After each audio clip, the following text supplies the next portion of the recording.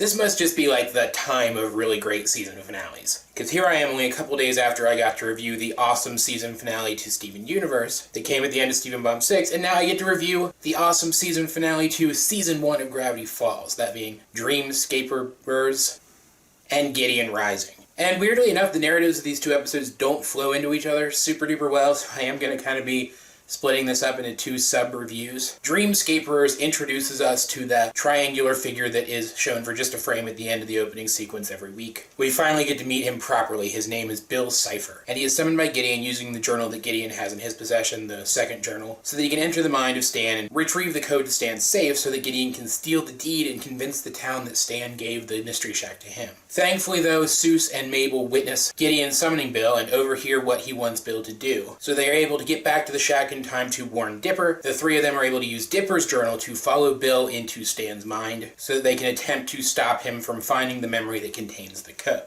The most interesting thing, though, is that Bill flat out tells them what he's doing and how the memory might be found. And so, yes, obviously, he's hoping that they will find the code for him and that he can then take the information from them. It's a very old ploy, but being able to see it coming doesn't detract anything from this episode. What I found most interesting is that this huge plot-based episode still managed to squeeze in a subplot where Dipper goes into one of Stan's memories of him, and he thinks he overhears that Stan hates him. So he decides that he doesn't need to help Stan, that he shouldn't help Stan, until he sees the rest of the memory and learns that Stan was actually talking about how he's trying to mold Dipper into a stronger individual. That's when something really interesting happens. The memory Stan sees Dipper. Now keep in mind that Stan is asleep at this point in time, so these memories are almost like dreams. So this dream version of Stan sees Dipper and seems to recognize that he's the real Dipper, and gives him advice. Rather than being weirded out that Dipper has made his way into his mind, Stan gives him advice on how to defeat Bill Cipher, revealing that in this mindscape, anything you imagine becomes true. So as Seuss and Mabel foil Bill's attempt to get the code, and Bill attacks them, Dipper is able to show up and save them because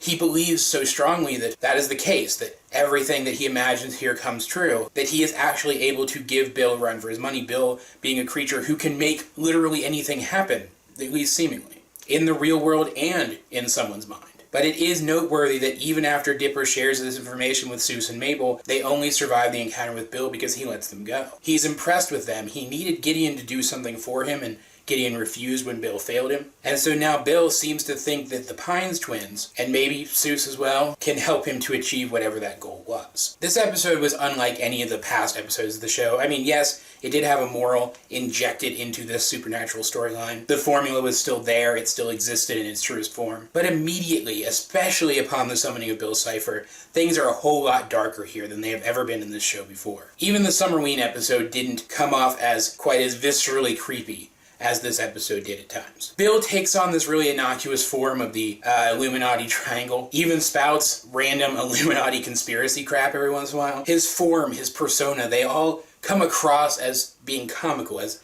something not to be taken seriously. But the context of his existence tells a different story. This creature is a serious threat, the likes of which they have never encountered before, and you kind of get the sense he could rip them all to pieces if he wanted to. That there would be nothing that any of them could do about it. Like, there's a scene with a deer. It was creepy. I'm not going to get into more detail than that. It was creepy. And even though Gideon thinks that he summoned this thing so he can control it, it's very clear very quickly that Gideon is not in control. And so I think my biggest issue with this episode, if I have any issues at all, and I'm still rolling it through in my brain whether or not I actually have a problem with this episode or I'm just nitpicking, is that the regular clowning around of the characters felt super out of place in this plot. I mean, Dipper mostly takes the situation seriously, which makes sense. He's been reading the other journal. He knows what kind of stuff is in it. But Mabel and Seuss are just kind of being Mabel and Seuss, and it felt super out of place. Even once they get to Stan's mind, it turns out to be this dark and scary place. Not in any way that you would expect from a character like Stan. It doesn't come off as, like, beaten down dark. It comes off as, this guy knows some horrifying stuff dark. They still continue to just kind of screwball around, and I didn't like it. But what I did like was that as we got to see some of Stan's memories, not only did we see nods to past episodes of the show, but we got to see what I'm assuming are teases of future plot lines or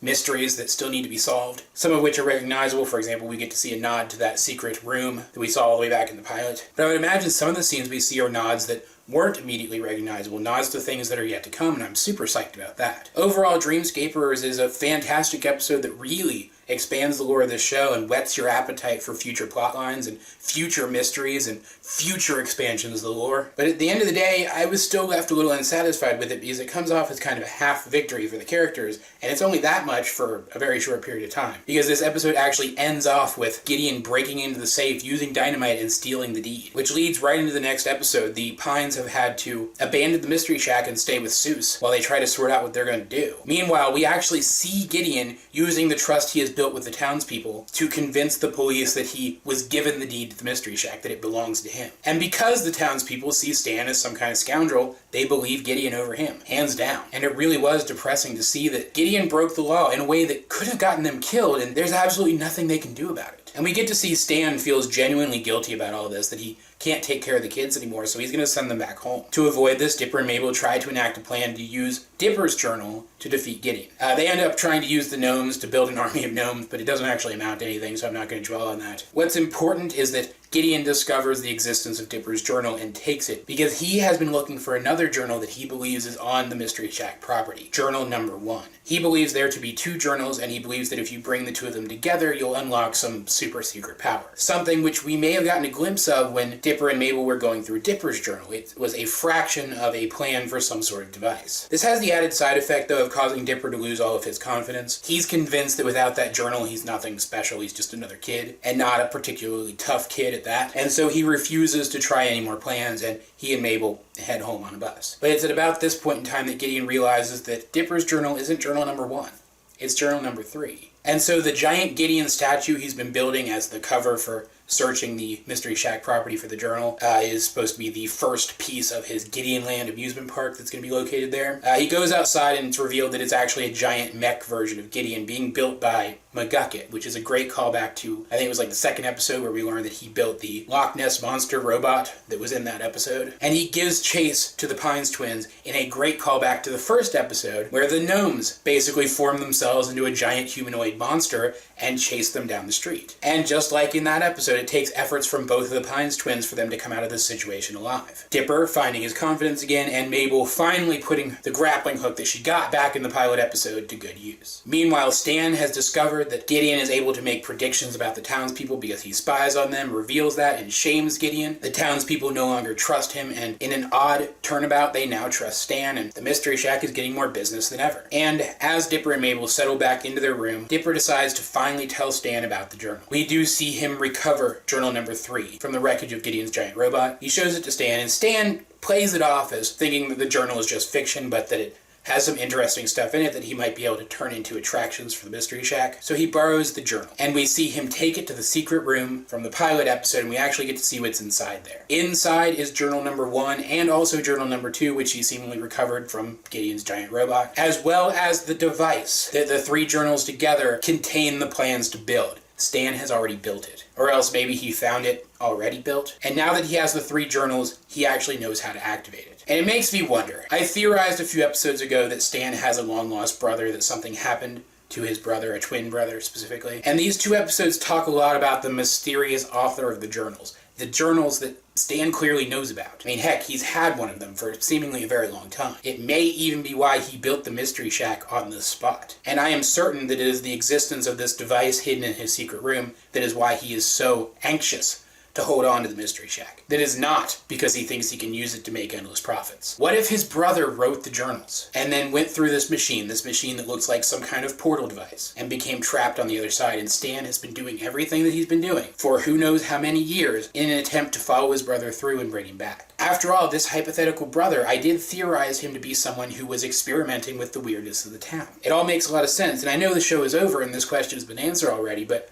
I definitely think I'm onto something here. As per usual, though, I ask, don't tell me. I don't want to be spoiled for anything that's coming up. Just, if I'm right, praise me silently. And I really do think I'm right, in part because of a detail that I waited to talk about until right now. Bill Cipher recognized the name Pines. It's back when Gideon gave Bill his target, Stan Pines. It's unclear whether or not he recognized the name Stan specifically, but he did recognize something about the name. So if it was Stan's brother who wrote these journals warning against summoning Bill because of how dangerous he is, it makes sense that Bill would know of this brother, and might even know his name. Which means that if there is an upcoming plotline to find this brother, we could be catapulted directly into a plotline to stop Bill from achieving whatever plot he set out to achieve with Gideon, and now thinks that he can use the Pines twins to achieve instead. Needless to say, I am very excited for my upcoming viewings of Season 2, though I am super bummed that there's now only one season of this show left. I really don't want there to be only one season of this show left. But I'm sure that is how all of you felt back when you were watching this show, so tell me, what did you think of these episodes if you have seen them? Let's get a discussion going in the comment section down below. Either way, this has been AJ22, and I will talk to you guys later.